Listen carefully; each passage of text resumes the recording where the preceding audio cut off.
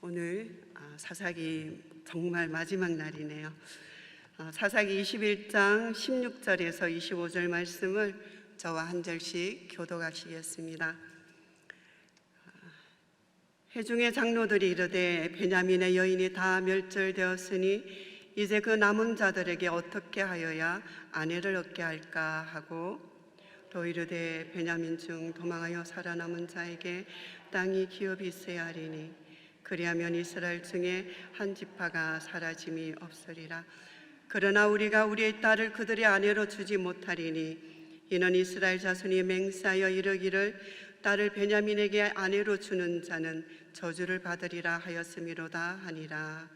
또 이르되 보라, 베델 동쪽 르브나 남쪽 베델에서 세겜으로 올라가는 큰 길 동쪽 실로에 매년 여호와의 명절이 있도다 하고, 베냐민 자손에게 명령하여 이르되 가서 포도원에 숨어 보다가 실로 여자들이 춤을 추러 나오거든 너희는 포도원에서 나와서 실로의 딸 중에 각각 하나를 붙들어 가지고 자기 아내로 삼아 베냐민 땅으로 돌아가라. 만일 그의 아버지나 형제가 와서 우리에게 시비하면 우리가 그에게 말하기를 청컨대 너희는 우리에게 은혜를 베풀어 그들을 우리에게 줄지니라.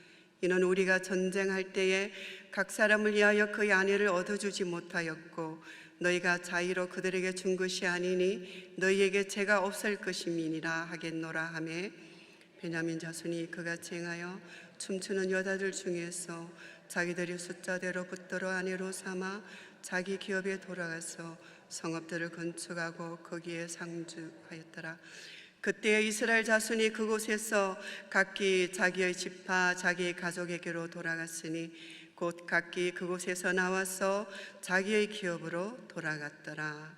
그때에 이스라엘의 왕이 없으므로 사람이 각기 자기의 소견에 옳은 대로 행하였더라. 아멘. 하나님의 말씀입니다. 여러분 혹시 어릴 적에 엉킨 그 실타래를 푸시는 어머니 손에 붙들려서 양팔을 마치 실을 감는 물레가 되는 추억이 있으신지요? 저는 어릴 때 그렇게 했던 것 같습니다. 여러분 앞에 엉긴 실타래가 있다면 어떻게 하시겠습니까? 두 가지가 있을 것입니다. 하나는 그냥 머리 아프고 골치 아픈데 그냥 끊어버리는 것과, 하나는 끝까지 인내하며 천천히 그 엉킨 실타래를 풀어가는 것입니다.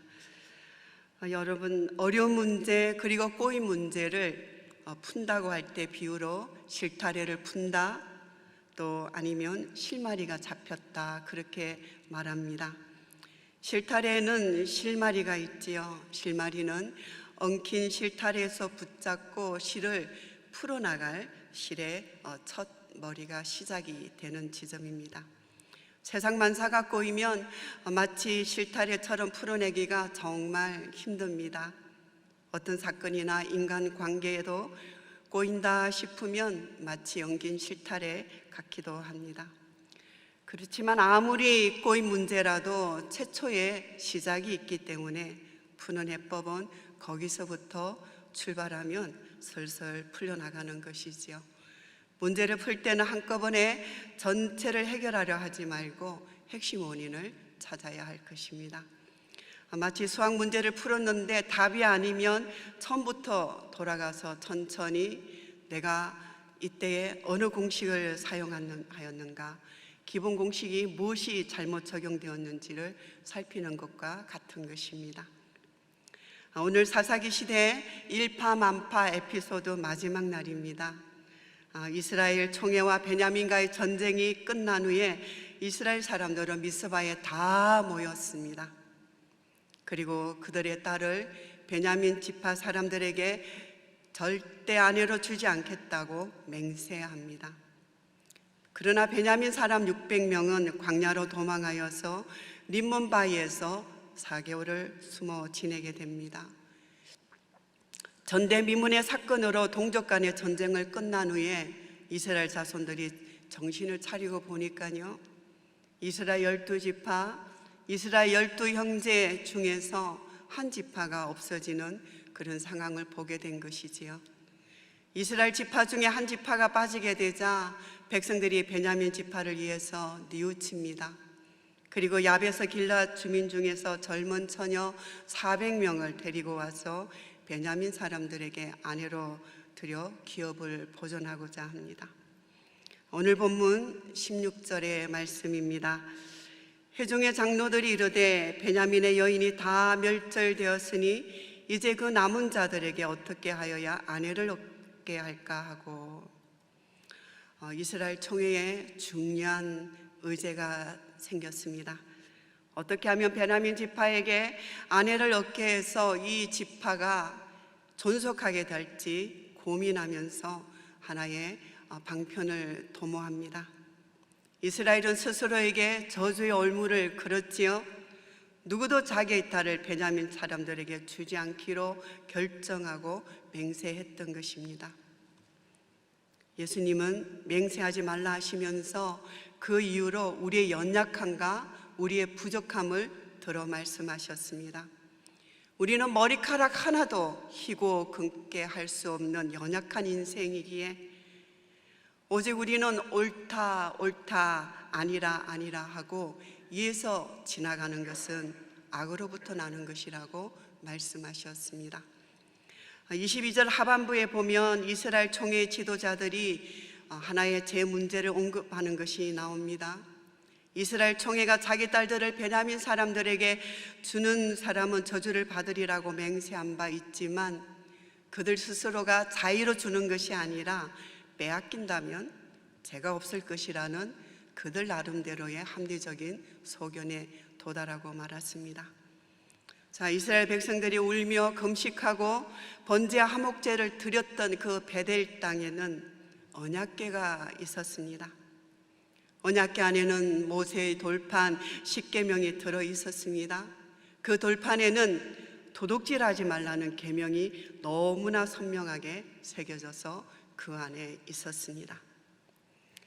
안타까운 것은 그들 중에 하나님을 경외하는 사람이 한 사람이라도 있었다면 이와 같은 결정을 내렸을까요? 우리는 어떠한 경우에도 이것이 하나님의 뜻일 것이라고 속단하고 추정하는 태도를 경계해야 할 것입니다. 믿음이 없고 하나님에게서 멀어진 사람은 장깨와 술수에 오전하기 마련입니다. 믿음을 따라 문제를 해결하고자 했으면 하나님의 뜻을 확인해야 합니다. 왕이신 하나님께 물어야 합니다. 이 기막힌 상황을 어찌해야 합니까? 기도하며 하나님 앞에 나가야 될 것입니다. 야베스 길앗의 여인들로도 베냐민 지파의 생존이 어렵다고 판단하는 이스라엘 장로들은 또 하나의 충격적인 대안을 내놓습니다. 매년 여호와의 명절이면 실로의 여인들이 춤을 추러 나오는데 그 한 명씩을 보삼하여서 아내로 삼아서 베냐민 땅으로 돌아가라고 한 것입니다. 도저히 그들이 하나님께 한 맹세와 베냐민의 그 생존이 절충할 수 없기 때문에 그들 나름대로 말도 안 되는 방식임에도 맹세도 어기지 않고 베냐민도 생존할 수 있다는 이유로 이 대안을 선택합니다. 이것은 눈 가리고 아웅이지요. 베냐민 남자들에게 아내를 얻게 주려고 한 이 납치 작전은 이스라엘 한 지파를 보존한다는 명분을 위해서 개인의 한 가정의 삶을 희생시킨 명백한 범죄입니다. 자, 납치를 당해서 원치 않은 결혼을 하게 된 처녀들과 그 가족들의 상처와 고통은 어찌해야 합니까? 그날 실로의 여인들은 여호와의 집에 춤추는 즐거운 명절날이 되었습니다. 그런데 그날이 생각지도 않았던 약탈의 날이 되고 말았습니다. 예수님은 작은 자 중 하나를 실족하게 하면 차라리 연자 맷돌이 그 목에 달려서 깊은 바다에 빠뜨려지는 것이 낫다고 말씀하셨지요. 사람들의 눈에는 작은 자의 실족이 잘 보이지 않지만 예수님은 작은 자의 실족을 심각하게 여기셔서 마지막 날에 예비된 하나님의 나라를 상속받을 그 기준으로 지극히 작은 자 하나에게 한 것이 내게 한 것이라고 말씀하셨습니다.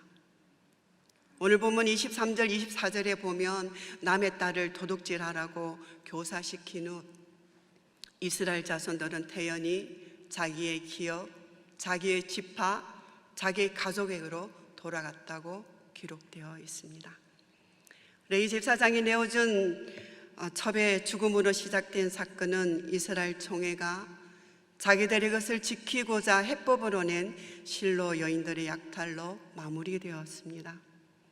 그러나 성경은 우리에게 그렇게 가르치지 않았습니다. 삽사기를 마치면서 다시 한번 마지막 큰 소리로 우리에게 외치고 있습니다. 우리 삽사기 마지막 절이지요. 25절 말씀을 다시 한번 큰 소리로 읽도록 하겠습니다.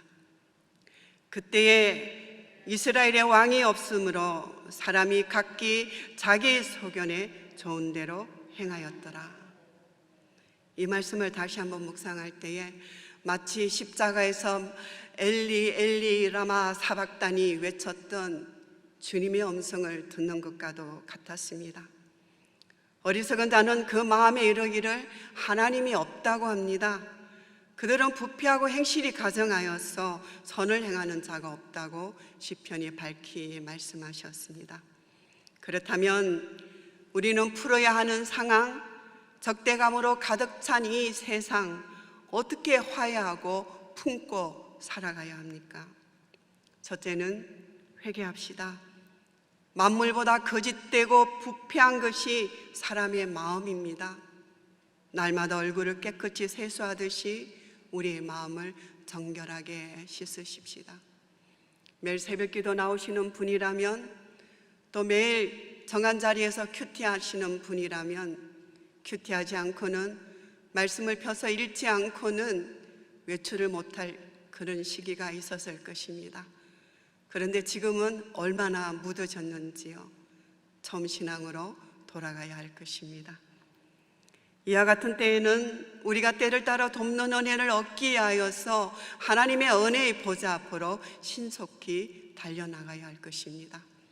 베드로전서 1장 18절과 19절 말씀은 이렇게 말씀합니다.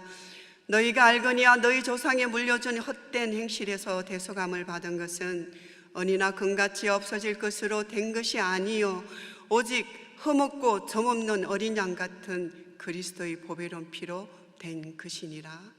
아멘. 매일 아침 주님의 보혈의 피로 씻으십시다. 예수 그리스도 십자가 보혈로 참된 해결을 했다면 주님이 아시고 나 자신도 알고 주변도 압니다. 원망과 불평, 후회와 교만에서 돌이켜서 하나님 나라와 온 세상을 향하여서 주님의 뜻이 하늘에서 이루어진 같이 땅에서도 이루어지기를 중보할 것입니다. 두 번째는 성경으로 돌아갑시다. 자기 소견이 아닌 하나님의 뜻을 알려면 성경으로 돌아가야 합니다.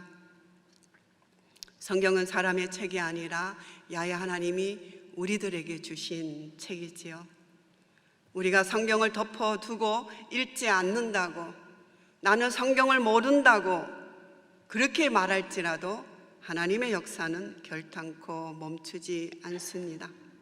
하나님의 예정하심과 하나님의 그 섭리의 수레바퀴는 여전히 하나님의 뜻 가운데로 진행되고 돌아가고 있는 것입니다. 성경을 사랑하십시다. 성경은 우리 모두가 항상 가까이 두고 인생의 안내를 받아야 하는 완벽한 가이드북입니다.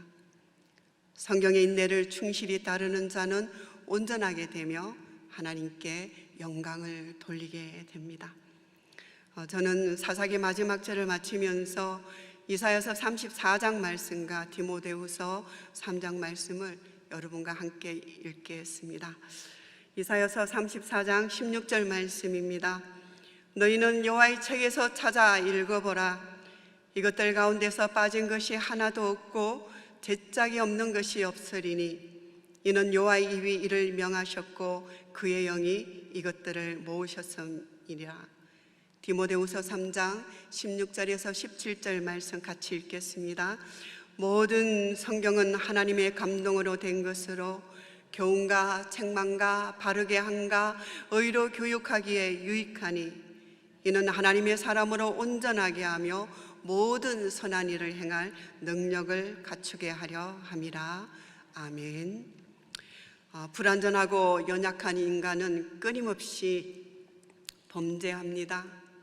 인간이 망쳐버린 세상이지만 하나님은 영원한 사랑으로 포기하지 않으시고 끝까지 우리를 품으시고 다시 일으켜주시고 앞서가셔서 마지막까지 우리를 붙드시는 하나님의 견인은 계속되고 있습니다. 사사기의 마지막은 인권을 존중받지 못한 여인들의 이야기로 암울하게 끝나지만 감사한 것은 성경은요, 우리 다음 장을 넘겨보면 룻기가 나옵니다. 룻기로 연결해 주셔서 아름다운 여인들의 이야기를 우리들에게 들려주십니다. 나오미와 룻과 보아스를 통하여서 왕이 없던 그 시대의 다윗왕의 계보를 우리에게 살짝 비춰줍니다. 보아스는 오벳을 낳았고 오벳은 이새를 낳고 이새는 다윗을 낳았더라. 여러분, 하나님의 역사는 오늘도 계속되고 있습니다. 기도하시겠습니다. 주님, 사사기 마지막 장을 대하면서 성경시대나 지금이나 인간의 군상은 여전하다는 것을 봅니다. 때때로 겪는 가치 온도는 왕이신 하나님의 부재로 인한 것입니다. 실타래를 풀어야 할 때 장깨나 술수가 아닌 전폭적으로 하나님을 찾고 구하며 기도의 자리로 하나님의 말씀 앞으로 신속히 나가기를 원합니다. 또 기도하십시다. 하반기 연합 바이블 칼리지가 시작되었습니다. 힘써 하나님을 알아가는 시간이 되도록 지혜와 회복에 간절한 성도님들을 또 기억하면서 주님의 치료의 강선을 더하여 주시길 기도하십시다. 우리 이러한 제목들을 가지고 통성으로 합심하여 기도로 나가도록 하겠습니다. 주님 감사합니다. 오늘도 저희들이 사사기 마지막 날 마지막 절을 대하면서 아버지 앞에 주님 달려나갑니다. 주님, 우리를 불쌍히 여겨주시고 긍휼히 여겨주십시오. 우리가 하나님의 자녀입니다. 하나님의 백성입니다. 하나님 나라에서 하나님의 뜻을 받들며 하나님의 뜻에 기뻐하며 하나님의 통치하심과 다스림 속에 있기를 기뻐합니다. 아버지, 우리가 자주 흔들리고 요동치는 것은 하나님께서 우리에게 주신 참 가치를 버리고 혼돈이 있기 때문인 것입니다. 오늘도 예수 우리 왕이여, 우리 가운데 오셔서 우리 심령 가운데 오셔서 우리를 친히 다스리시고 통치하시는 주님의 임재 가운데 우리가 있게 도와주시옵소서. 하나님 기도합니다. 하반기 연합 바이블 칼리지가 시작되었습니다.